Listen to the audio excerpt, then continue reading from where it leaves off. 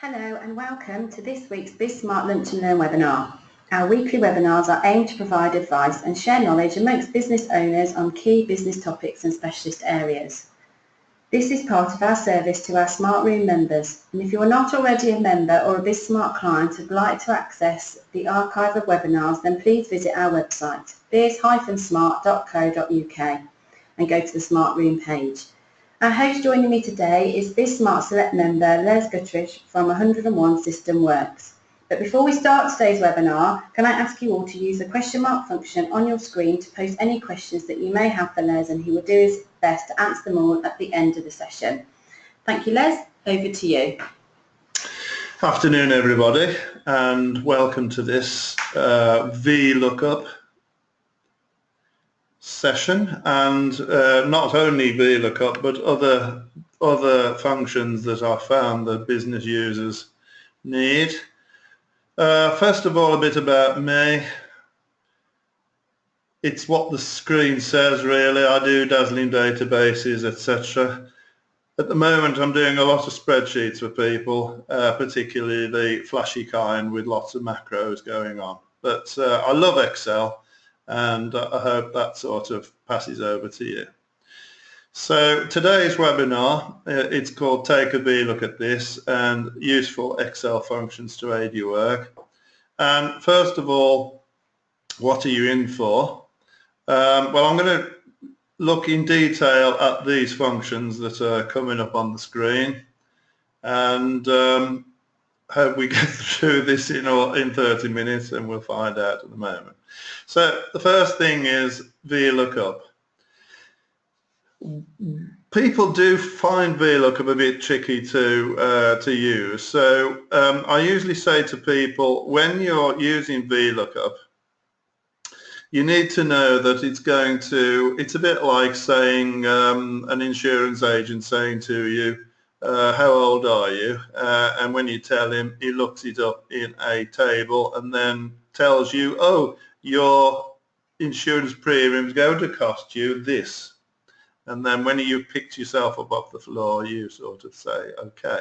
But the electronic version of VLOOKUP is very much the same. So I'm going to switch over to Excel now. And here we've got a preset piece of kit.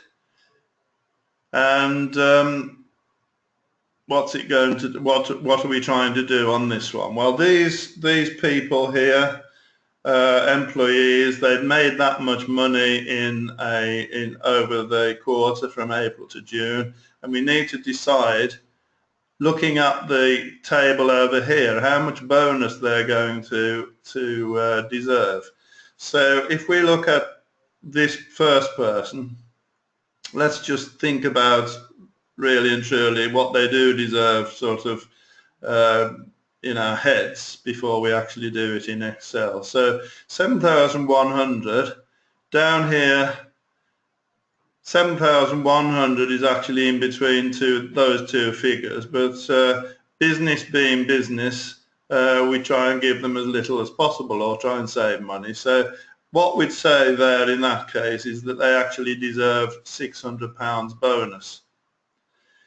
This guy, 5,200 sales, so the nearest to 5,200 is that line there, and that person deserves 400, and so on and so on. So let's have a look at the formula that we need to do, and I'm just going to pop back to the presentation. And I usually say to people, it's what are you looking up? Well, we've just discussed that. We need to look at their total sales, and then we have to say, where are we going to find the answer? Where precisely is the lookup table? And forgive me, I'm just going to go back to here. Here's the lookup table over here. So what, where, and then I say which, because this, you have to take both of those columns into consideration in order to fill out the answer. and which column contains the answer, and the answer is it's the second column. And finally, there is a fourth question you have to ask. How are you going to establish what the answer is? Is it going to be an exact match? Or, as I explained to you earlier, is it going to be a nearest match? And in this case, it is a nearest match. So I'll talk about an exact match with a second example in a moment. So here we go. I'm clicking there, and I'm going to invoke the insert function. I'm going to type VLOOKUP, or start to type VLOOKUP in there. Click and go, and it's brought up the suggestions, and I'm just going to go for VLOOKUP here. Double click, and 4 fields to fill in, and those 4 fields correspond to the 4 words that I was talking about a moment ago. So the first is we need to supply a lookup value. So what are we looking up? So you take your mouse over to the value that you're using for the what. Second field, where are you looking it up? Answer, I'm using this table precisely. So I'm just going to drag over the whole of the values in the table. And at this point you have to say it is exactly and precisely that table and shouldn't budge. So in that case you have to make this range L8 to M16, you have to make it a fixed rectangle, so to speak. So I'm going to tell you about pressing F4 on the keyboard, which actually puts in the $ on the reference to that range, and that fixes the table to precisely L8 down and across to M16. Hope that makes sense. Third field, which column in the lookup table is the answer sitting? And the answer is it's the second column. This is column 1 and this is column 2. So what you type in there is a figure 2 to actually say that. And already we've come up with an answer, which we said before, but you should really fill in the 4th field, and that tells Excel how the lookup is going to be done. And what we need is a nearest match. And if you read this bit of blurb here, what you have to type in that box is true, because we want the closest match to 7,100, not an exact match. So you actually type the word true in that box. Doesn't matter if it's lowercase. So it actually doesn't change the answer just for the moment, but it is important that you actually stick something in that field there. Actually, that's an optional thing, but if you don't put true in, Excel treats the choice as being true. So I'm going to click OK. It actually says that that person's 600 bonus. I'm just going to pull that down 1, because it's actually going to work out the bonus for the second person. Up here in the formula bar, or if I click here, it actually says we're using I9 in exactly the same lookup table. We're using the second field to get our answer, the second column I mean, and it's a true. So VLOOKUP is what, where, which, and how are you going to get the bonus back? Is it a close match or is it an exact match? Let's have a look at an exact match situation now, because you can use VLOOKUP to actually fill in, instead of having people's information on a grid like over on the left, you can actually convert that into a single person's record by using VLOOKUP. This is what I mean. I would like to find out what the name of the person whose ID is Green07. Over here it's Mr. Green, and he is in the South region. I'm going to use VLOOKUP over here in order to find the name for that code and the region for that code. Here we go with VLOOKUP. I'm actually going to do this not using the insert button like I did before, but I'm going to do it by the predictive method for filling in a formula. If you've not done this before, it's fascinating and does a good job. So first thing you have to remember to do in this case is press equals and start typing the formula function name that you're going to use. And already just after VL, because I know it's going to be VLOOKUP, it's actually predicted for me what I'm after. At that point, if there's a longer list, you actually navigate down that list with the arrow keys and highlight the function that you want if there's a choice. But in this case there isn't, so there's only one choice. You press tab and it fills that formula function name rather into it. And it's the nice thing about this also is that it actually tells you what you're next looking for. So I'm looking up for the value. So here's the value I'm trying to look up. And in this prompt, the next thing is a comma. Then I need to tell it where the table is, where the looking up is, and it's over here. So I'm just going to drag over these three columns. I could go further over, but I only need these three actually in this case. Experience will tell you how far to go. And you can press F4 at that point to fix those columns, which I've just done. Comma. Looking over here, the employee ID is in column 1. I'm after the name out of column 2. So what I'm going to do now is type a figure 2. And this time, comma, I need an exact match. And the brilliant thing about the predictive method of building your formulas is it actually gives you the two choices.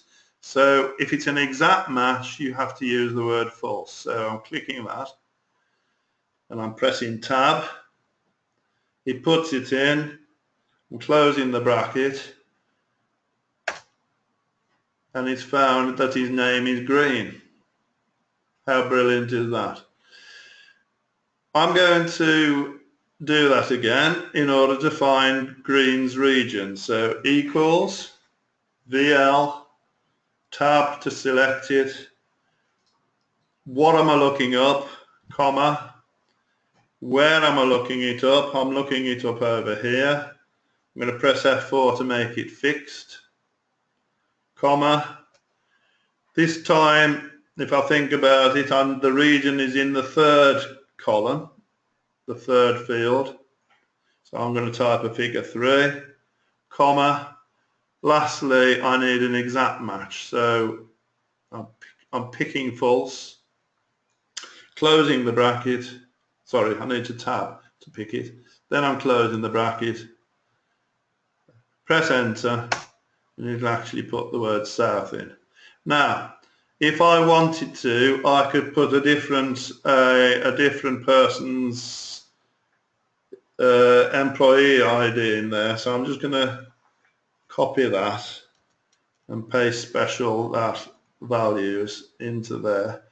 And I've copied Jones. This is actually flicked over to telling us that that ID corresponds to Jones and he's in Central. So VLOOKUP either does a nearest job, finds a nearest value returning in the argument there, or it does an exact job. So I've already used 15 minutes up of my time. That's amazing. I've got loads to say, so I'll better move on swiftly. Hope that was okay. Just at this moment, I'll tell you I'm going to send you this spreadsheet, and I'm also going to send you the PowerPoint presentation so that you can see what I was. If I don't get through it all, you'll actually see what I was planning, and you'll have the spreadsheet also to find your way, hopefully. Next thing I'm going to do is count if, and also I might as well move on swiftly and say I'm also going to do sum if. In both cases, they sort of behave more or less the same way, but their purpose is to find an answer either by counting up cells or, in this case, summing cells which match a single criteria. It depends on the data what type of answer you get. You'll see more in a moment. And the syntax, not think tank, syntax is very similar in both cases. I'll show you how it works. And the final thing that you must remember in this is that if you're entering text to supply it with the criteria, that text or any math symbols must be enclosed in double quotes. Let's see what I'm talking about actually on the spreadsheet. So over here now, I'm going to here. So I'll just make that a bit bigger so that it's more straightforward for you. So this yellow box here, these guys, some of them have their sales are exceeding 15,000 and some aren't. Imagine this is a massive spreadsheet, and you might want to find the answer to this question. Might take you a month of Sundays to do a tally chart in order to find the answer. How many are there here? Well, by counting up 1, 2, 3, 4, 5, 6, 7, 8, 9, 10, 11. There's 12 who exceed 15,000. Okay. So this yellow box is actually going to find that answer. So here we go. It's count if. So I'm going to do it by predictive. There's more choices because I've only typed the first few letters, but I'm already there, look. And I'm now going to press the tab key to accept that. Next thing it says is put in the lookup range. So this is what we are actually scanning in order to do the count up. So you can either press F4 to fix it if you want to. If you're doing more than one of these, I'd probably press F4 to put the dollars in so that it's a fixed table. Comma. What is the criteria? The criteria is that I strictly want the mathematical syntax for greater than 15,000. And I just said to you, if you put in math symbols in, you've got to put those in quotation marks. So greater than is that symbol, which is on the full stop key on your keyboard. There's the rest of the criteria. That's all I need to get the answer. I'm closing the bracket, I'm pressing enter, and it's given me the answer 12 that we worked out earlier. But like I say, if you're dealing with a massive spreadsheet, you probably won't know what that answer is, nor would you want to go through it and find out the answer either, really, but you trust Excel after a bit of confidence in the use. So that's count if. So I'm not counting them all because I know there's 15. I'm only counting the ones that are exceeding the 15,000. One single criterion in the argument here. Similar melting pot coming up. I want to sum those figures if they are greater than 15,000. So here we go, equals sum if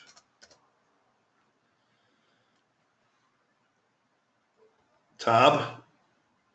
Here is the range that we are using to get the answer.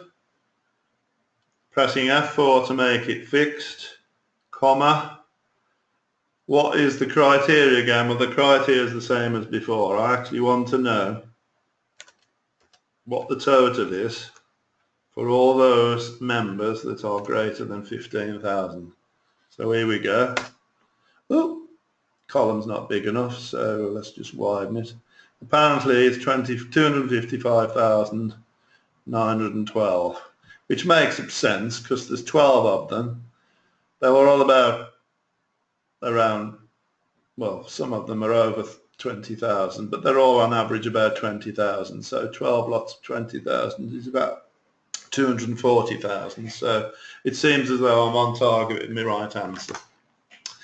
So sum if, count if, brilliant, useful thing in business, and I'll move on. Because if you're summing, you might not want to add up the values that you actually scan over.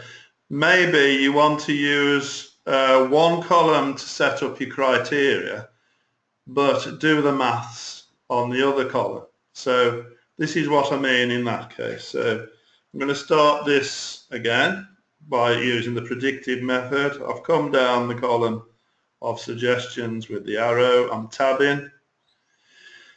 Right, the range is the criteria range actually. What I'm trying to do is to actually say which of these people are in North region. So I need to say that I'm going to scan through them, comma. I actually want the to know which ones are North, so I'm actually literally typing that up in quotations, remember, because you need to do that for maths or text, comma. And then the second, this is an extra bit really for sum if that we didn't actually deal with before, but you can actually use a different column in order to get the adding up done. So I need to scan over those. I'm going to press a close bracket and 4,559 apparently. So look, that's 2,000, that's roughly 1,000, and that's 1,000. So that makes sense that the answer is 4,559. So being able to get that answer, here it is up here again. What column do I have to use in order to establish which ones are North? So that's column L. Which column am I using to do the adding up in? And that's column M. Hope that makes sense. I'm saying that a lot, but I hope it does. And we better move on. Now, I didn't actually take notice of this, but I don't know whether you noticed when I was doing the prediction that there was a count if and a count if s. And the count ifs function actually allows you to put more than one criteria into the argument. Whereas count if will only allow you to put one. So let's have a look at count if, how it works, and sum if. So this side over here we're going to do count if, and I'm going to count up all the people who have sold more than or equal to 500 and less than or equal to 1,200. Now those have to be put in separate criterion. Here they go. Here we go. Equals counts. I'm coming down to count if s, count ifs. Press the tab key. The range is from there down to the bottom, which is a long way down. There's from 10 down to 88. The criteria, the first criteria is greater than or equal to 500. That's in column F, look, F1 if you look over. So in quotations, because there's math symbols, comma. Second criteria is that we want to know which one of these are less than or equal to 1200. So same, oh, I made a mistake there, everybody.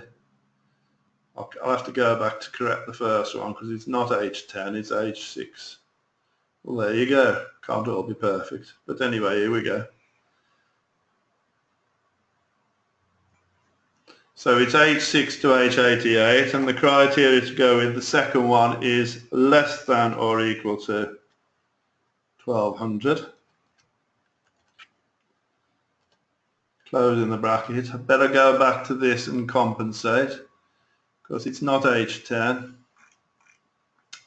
it's H6. So I just clicked it to actually correct it.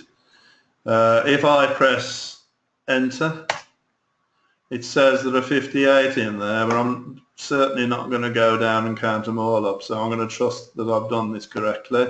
It is from H6 down to H88, which are more than or equal to 500, which are less than or equal to 1200.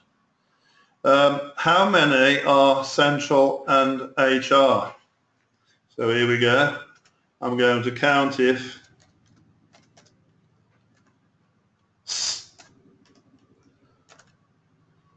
I need to know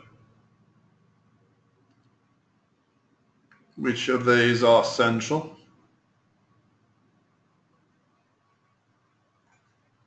So the central is going to be counted in D88, from D6 down to D88. And in quotation marks, it's got to be typed up, central. The department is in E6 to E88 and comma, and this time I want HR. Press enter. Apparently there are 6 people in Central and HR. I'll quickly prove that to you. We're running out of time, unfortunately. I need it to be filtered to actually prove the point. So Central, HR, there are 6, it says so down here, by using the filter method. So yes, you can use the filter method to get a result there, but the idea of using count if is that you've got a value that you can actually use in your spreadsheet and use it in order to do other things. I've prepared loads for this webinar, and I do apologise that I've only got through a few, but I'll send you the stuff. Do come back to me if you fascinated by this or you would want to know more, and I'll gladly help you out with that. Apologies that I've only got through a few. So thank you very much. Thanks, Les. Right, let's see if there's any questions coming through. The first one is from Claire, and she says, are there any good sites that you can recommend to help with any Excel problems or issues I may have? Yes, there's a website called Excel Jet. If I try and see whether I've got that going, I'll show you where it is, Excel Jet.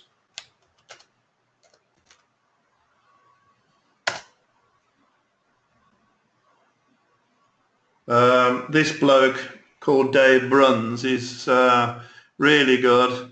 There's lots of things that you can do. You can type in here in a search button. So let's say we wanted to find something about VLOOKUP. So it gives you a load of great material to help you get to terms with certain things. So 23 things you should know about VLOOKUP. Of course I know all of them, don't I, Caroline? Everyone. Okay, thank you. I hope that helps. And the next question is from Lee, and he says, what other functions do you use regularly that will that you haven't mentioned today that may help us? Well, I will go back to what I planned to tell you, if that's okay, because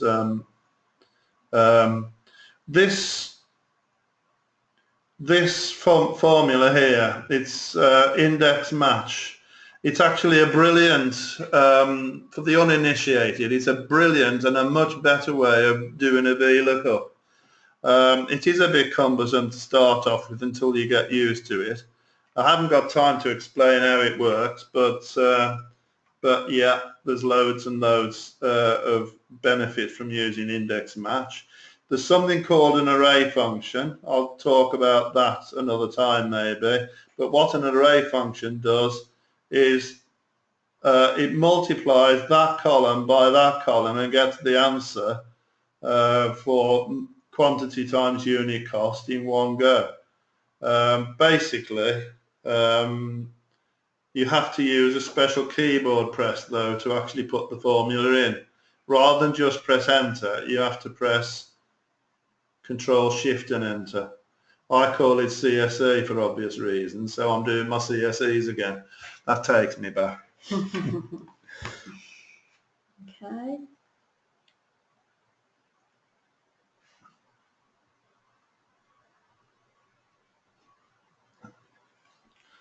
Andy Phillips. Andy Phillips has said, it's nothing to do with VLOOKUP, but what is the best way to edit a macro? Let me just show you one if I've got one handy.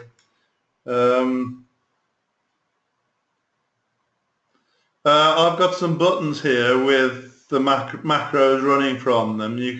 One way is to right click the button, assign it a macro, it brings it up as to what macro is being used, and then you can click edit. Or you can press Alt with F8 and it'll actually bring up the macro list, and you can click the macro you're interested in and edit it in that one. Or you can press Alt with F11, which will actually take you to the editor, macro editor, and then you have to know your way around really, I'm afraid. So I hope that answers your question, Andy. 3 ways: Alt with F8, Alt with F11, and finding what macro is assigned to a button.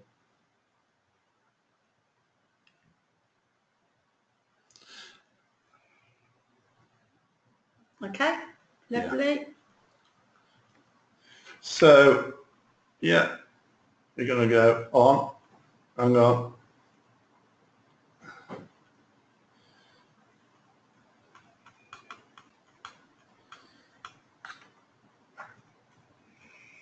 Thank you very much, Les, for hosting today's webinar.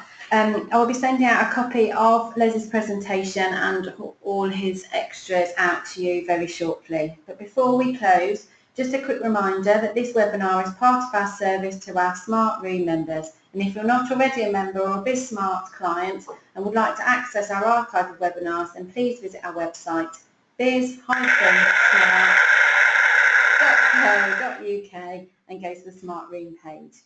We hope you enjoy the rest of your day and that you can join us again next time. Thank you for listening. Thanks a lot. Bye.